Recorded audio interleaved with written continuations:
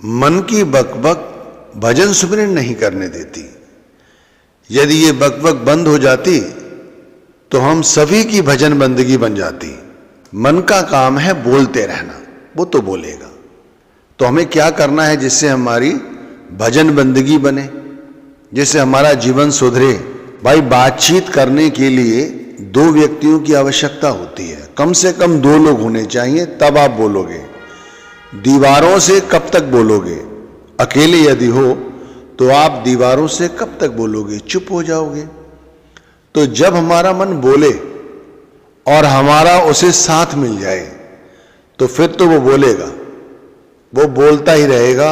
आप उसे कितना ही चुप करने की कहो, वो चुप नहीं बैठेगा। आप ये कर सकते हो कि वो जो सोच रहा है वो गलत सोच रहा है, इसकी बजाय हमें ये सोचना चाहिए, ये नहीं सोचना चाहिए, तब भी आप सोचोगे ही।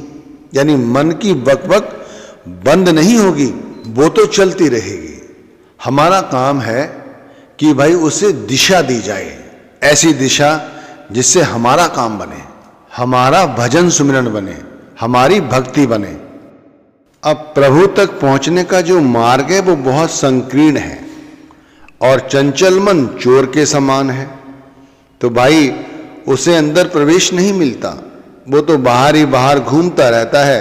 हम नाम जपते रहते हैं और वो बाहर अस्थिरता फैलाए रहता है, कभी इस विषय का चिंतन करता है, कभी उस बात को सोचता है और हम उसका साथ देते हैं। इसीलिए भाई हमारा काम नहीं बनता। कहते हैं कबीर सेरी साकरी चंचल मनवा चोर, गुन गावे लौलीन हुए कछ एक मन में और। भाई ऊपरी तौर पर तो हम भजन बंदगी करते रहते हैं, सत्संगों में जाते हैं, सुमिरन करने बैठ जाते हैं, लेकिन अंदर जो है हमारे वो सांसारिक विषयों का चिंतन ही चलता रहता है। अब बताइए ऐसी अवस्था में हमारा भजन सुमिरन कैसे बनेगा और कैसे मन ये अपनी बकबक छोड़ेगा? अब विचार खुद से करके देखो, हमें नामदान मिले हुए कितना अरसा हो गया है। हमें एक ही बात समझाई जाती है कि मन को नाम के साथ जोड़ो। इसके लिए हम सुमिरन करते हैं, मन को एकाग्र करने के लिए सुमिरन करते वक्त ध्यान करते हैं गुरु का, जिससे हमारा ध्यान गुरु के स्वरूप पर टिकना सीख जाए और हमारी मंत्र साधना सफल हो, उसमें शक्ति आए। लेकिन हमारी भजन साधना सफल और एकाग्र नहीं होती। इसीलिए कहते हैं कि भाई मन को साधने की कोशिश करो। अगर मन सध गया तो हमारी भजन बंदगी बन जाएगी। अब इसे साधने का सबसे सरल तरीका जो मैं आपको समझा रहा हूं वो समझो। जैसे शुरू में विनती की गई, आपको समझाया गया कि मन जब भी बोलेगा वो अकेला नहीं बोलेगा, उसको दूसरे व्यक्ति का साथ चाहिए।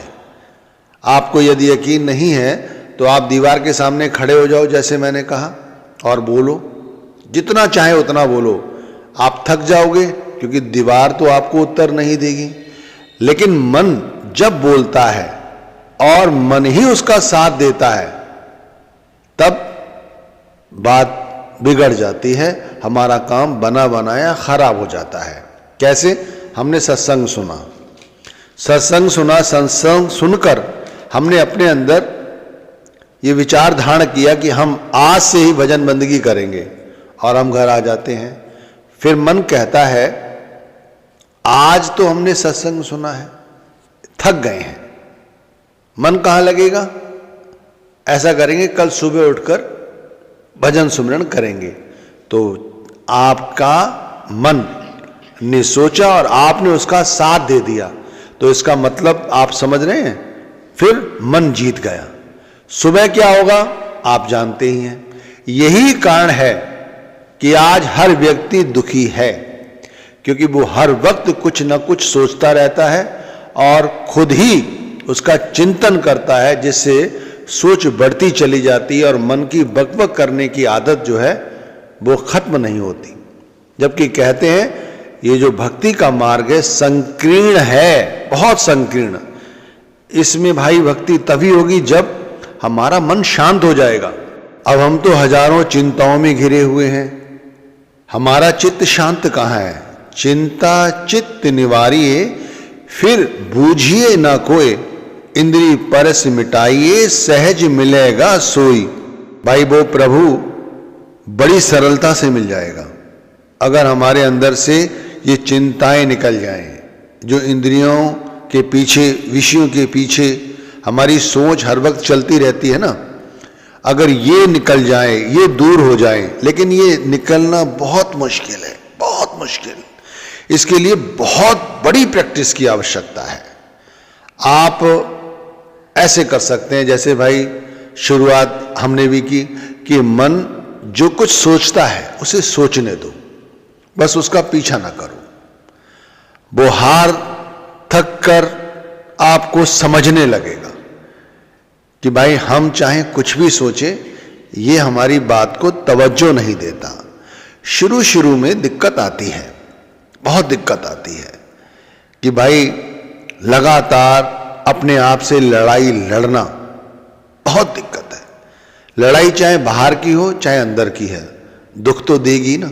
आप बाहर किसी से लड़ते हो, कितना उपद्रव खड़ा हो जाता है, पुलिस कचहरी कोर्ट, इतना पैसा, और फिर सर दुख जाता है, चिंताएं लगी रहती हैं क्या होगा। और ये तो बाहर का है, और ये जो हम कर रहे हैं ये अंदर का है, और ये तो 24 घंटे करना है। आप समझ रहे हैं? सोने के बाद भी हमें ध्यान रखना है कि यदि ध्यान किन्हीं शक्लों और पदार्थों का अंदर आ रहा है तो हमें उनका पीछा नहीं करना है। ये बहुत बड़ा अभ्यास है। देखो, ये ध्यान द्वारा संभव हो सकता है। पहले ध्यान को पकाओ, ध्यान पकेगा तब ये सरल हो जाएगा। कहते हैं कि मन को एकाग्र करने के लिए सुमिरन किया जाता है। कहते हैं नाम जपो और मन को एकाग्र करो। नाम के साथ अपनी लिप को जोड़ो। नाम के साथ लिप जब जो नहीं जुड़ती है तो कहते हैं गुरु का ध्यान करो या साकार मूर्ति का ध्यान करो, और उसके साथ अपने ख्याल को जोड़ो जिससे ख्याल नीचे ना गिरे। तो मन एकाग्र करने के लिए ये करते हैं। और मैं कहता हूं ध्यान करो। नाम जपते समय ख्याल बहिर्मुखी होता है तो ध्यान करो। जिस मूर्ति से आपको प्रेम हो, जिस इष्ट से आपको प्रेम हो, जो मूर्ति आपको सबसे ज्यादा सुंदर लगती हो, भाई सुंदर चीजों का ही ध्यान किया जाता है। और गुरु नाम से जो लोग जुड़े हुए वो गुरु का ध्यान करें। गुरु की जितनी सुंदर छवि अपने अंदर उतार सकते हैं उतना उतारें, उसे देखें, बस ध्यान करें। ध्यान एक ऐसा साधन है कि जब वो पूर्ण रूप से जुड़ जाता है उसे समाधि कहते हैं। फिर बाहर से अंदर कुछ नहीं आता। समझ रहे हैं आप? मन सोचना भी चाहे तब भी नहीं सोचता। ध्यान का मतलब यह है कि अब अंदर कुछ नहीं है। इंद्रियां मन को गुलाम बनाए रखा है और इंद्रियों के चक्कर में मन परेशान रहता है। लेकिन ध्यान बन गया तो इंद्रियां और मन दोनों ही अपने आप काबू में आ जाते हैं। यानी हम उनका पीछा नहीं करते, बस इतना है। हम उनका पीछा करना छोड़ देंगे, हमारा ध्यान बनने लगेगा, हमारा भजन सुमिरन बन जाएगा। और कुछ नहीं, एक छोटी सी बात है, हमारे समझ आ जाए तो हमारा काम बन सकता है। भाई कहते हैं ना, मन के मते न चालिए, छाण जीव की वान, ताकू केरे सूत ज्यूं, उलट अनूठा आन। अब जैसे तकली में लपेटे हुए सूत को कपड़ा बनाने के लिए पलटकर नली में चढ़ाते हैं, वैसे ही विषयों की ओर प्रवृत्त मन को उलटकर आध्यात्मिक जीवन के लिए परम चेतन की ओर लाते हैं। यानी हमारी सोच में कुछ भी आता रहे, हमें उसका पीछा नहीं करना है। हमें तो अपने ख्याल को पलटकर बस अपने गुरु के स्वरूप के साथ जोड़ के रखना है। तो भाई साधारण सा तरीका समझा रहा हूं, सभी को समझो।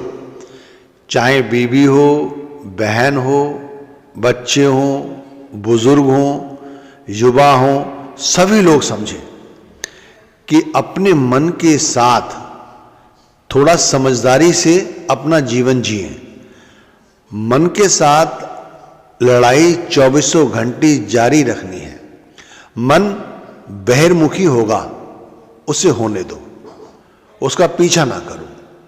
वो कुछ सोचे, उसे सोचने दो, तुम उसका साथ ना दो। वो करता रहेगा, ये उसे करने दो। एक सोच जब आप उसका साथ नहीं देंगे, तब वो दूसरी सोच आप पर हावी करेगा। जो आपको पसंद है वो, फिर आप उस पर भी ध्यान नहीं देंगे, तो फिर वो तीसरी सोच, चौथी सोच, वो इस तरह आपके साथ उलझता रहेगा और आपको भरमाएगा। आप उसके भरवाने में मत आइए, आप उधर ध्यान ना दो।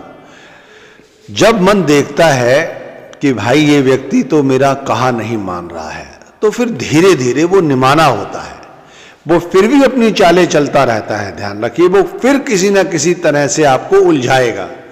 लेकिन यदि आप समझ गए कि ये अकेला कुछ नहीं कर सकता, ये अकेला निसहाय है, जब तक इसे हमारी सोच का साथ नहीं मिले तब तक ये निसहाय है, ये कुछ नहीं है, बस ये समझ जाइए आप। और जो समझाया गया है उसे समझकर अपने जीवन में उतारने की कोशिश करें, तब काम बनेगा। नामधारी करोड़ों घूम रहे हैं, सारे मनमुख हैं, कोई एक आध है जो अब मन की मति नहीं चलता। जिसने मन को समझाना शुरू कर दिया है, वो एक दिन मन को समझा लेगा, ये विश्वास है। लेकिन जो हर वक्त मन के ताबे में है, वो कैसे समझाएगा? मन तो वकवक करेगा, आदत है उसकी वकवक करने की। जब से आंख खोली, मन ने इंद्रियों के चक्कर में आकर क्या नहीं देखा भाई, उसमें सुकून है। आप समझ रहे हैं, चाहे थोड़ी देर का ही है पर सुकून है। आज जो भोग विलास हैं उनमें सुकून है, चाहे उसके बाद उन्हें कितनी ही बड़ी कीमत चुकानी पड़े, वो बात की बात है। लेकिन मन विषयों में आसक्त हो जाता है। अब उसी मन का जब साथ नहीं मिलता और वो असहाय होकर एक तरफ पड़ा रहता है, और फिर आत्मा को जब सुख मिलता है, तब आत्मा ये अनुभव करती है कि अरे ये सुख तो बहुत कल्याणकारी है, इस सुख के आगे वो क्षणिक सुख कुछ नहीं है। लेकिन इसके लिए अभ्यास करने की आवश्यकता है। मैंने कहा, आप समझ गए, आपने सुख प्राप्त कर लिया, ऐसे थोड़ी है। ना तो आपको कभी सुख प्राप्त होगा ऐसे, ना कभी किसी को हुआ है। इसके लिए तो खुद से अब लड़ाई करनी पड़ती है, खुद से अभ्यास करना पड़ता है, तब काम बनता है। इसलिए भाई बड़ी विनम्रता से कह रहा हूं कि मन को समझाओ। भजन सुमिरन करने बैठो तो बस भजन सुमिरन ही बने। जो काम कर रहे हो उस काम को करो, कोई चिंता नहीं, कोई फिक्र नहीं, मस्त रहो, स्वस्थ रहो। बस जहां रहो वहां परमात्मा का ध्यान करते रहो, यही सच्ची भक्ति है। मन का पीछा करना छोड़ दो, सब काम बने।